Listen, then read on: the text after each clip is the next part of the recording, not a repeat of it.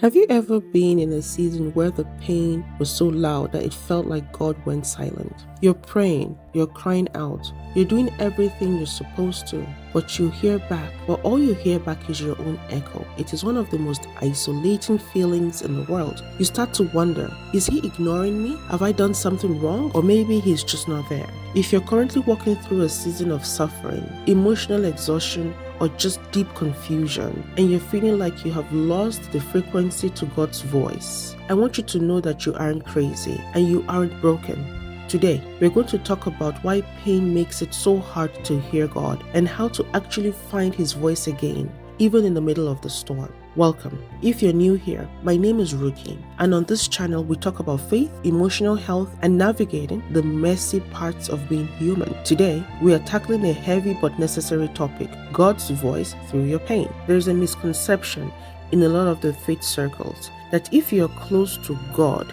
you will always feel happy, or that you will always have clear direction. But anyone who has walked through grief, trauma, or severe anxiety knows that pain creates static, it creates noise. So today, I don't want to give you cliches. I want to look at the spiritual and actually the biological reasons why silence happens during suffering and how we can gently tune back in without bypassing our pain. First, let's give ourselves some grace by understanding what is happening in our bodies. When you go through seasons of intense suffering, whether that's heartbreak, financial ruin, or just the chronic stress of feeling not enough, our body often goes into survival mode. We talked about this in my video on overthinking and anxiety, but it applies here too. When you're in pain, your nervous system is dysregulated. Your brain is prioritizing survival. It is looking for threats. It is screaming, safety, safety, safety. Imagine trying to have a deep, whispered conversation with a friend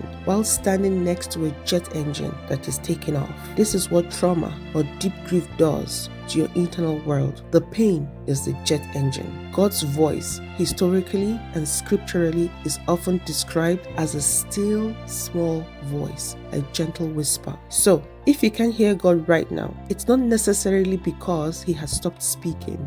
It's because of the volume of the pain is currently louder than the frequency of His whisper. I say this because the first thing the enemy does in our pain is shame us. We think, I must lack faith, or God has left me. But the reality might be that your body is just in fight or flight mode. You aren't spiritually broken, you're emotionally overloaded. Acknowledging this is the first step. You stop fighting the silence and realizing the silence is a symptom of the storm, not a sign of God's absence. Once we remove the shame, we have to look at how we expect God to speak. In seasons of joy, God might speak through inspirations, ideas, and clarity. But in seasons of suffering, God's language often changes. There's a story in the Bible about Elijah. He was depressed, exhausted, and literally running for his life. He wanted to give up. He hides in a cave and he's waiting for God to show up. There is a great wind, an earthquake, and a fire. Big, loud, dramatic events. But the Bible says God wasn't in the wind,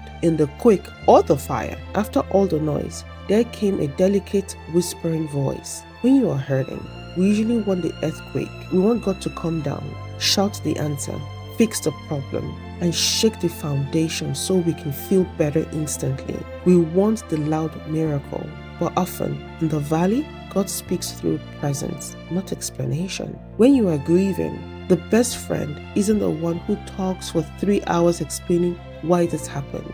The best friend is the one who sits next to you on the couch, says nothing, and holds your hand. God often adopts this posture with us in our pain. We are listening for words, directions, and 5-year plans, but God is communicating through sustenance. Are you getting out of bed today? That is God's grace. Did you have one moment of peace amidst the panic? That was His voice. Did a friend send a text right when you felt like giving up? That was Him. We have to lower our threshold for what counts as hearing God. In pain, His voice often sounds less like a lecture and more like a lifeline. It is the strength to take the next breath. So how do we practically tune into this frequency? How do we find purpose in this when we're exhausted? I want to offer you 3 gentle shifts. These aren't tasks to add to your to-do list, but shifts in posture. Number 1, honest lament. You cannot hear God if you're faking your prayers. If you are angry, but you're praying, God, I thank you for this season, you are creating a barrier of dishonesty. God can handle your rage. He can handle your disappointment. Read the Psalms. They are full of people screaming at God. When you pour out the raw, ugly truth of how you feel, you clear the static. You release the pressure valve. Often, it is only after we have cried out our anger that we are quiet enough to hear His comfort. Number 2, seek quiet, not answers. Stop asking, why is this happening? And start asking, where are you in this? The why question is a rabbit hole that usually leads to more anxiety. The where question leads to awareness. Try to spend 5 minutes a day in silence. No music, no podcasts, no prayer list, just sitting. Tell God, I am hurting and I am just going to sit here with you. It feels awkward at first, but it trains your spirit to recognize His presence without needing words. Number 3, look for the daily bread. In the wilderness, God provided manna for the Israelites, but only enough for one day. When we're in pain, we usually want a map for the next 10 years. God usually gives us light for the next step. If you're looking for the big purpose of your pain right now, you might get frustrated. The purpose might just be to survive today with your faith intact. The purpose might be to learn how to be kind to yourself when you're not productive. Focus on the daily bread. What is the one thing God is saying for today? Usually, it is something simple like rest, trust, call your mom, eat something. Obey the small, simple prompts. This is how you rebuild the connection. I know when you're in the thick of it, videos like this can feel nice, but the reality is still hard. I don't want to minimize what you're walking through. Hearing God's voice through pain is a journey of relearning how to listen. It's moving from expecting a shout to looking for an embrace. Your pain does not mean God is silent. It just means that the conversation has changed. He's closer than your breath, even if your emotions are screaming that He's miles away. If this video resonates with you, let me know in the comment section. What is one small way you have seen God show up in a hard season, even if it was just getting through the day? If you found this helpful, please like and subscribe.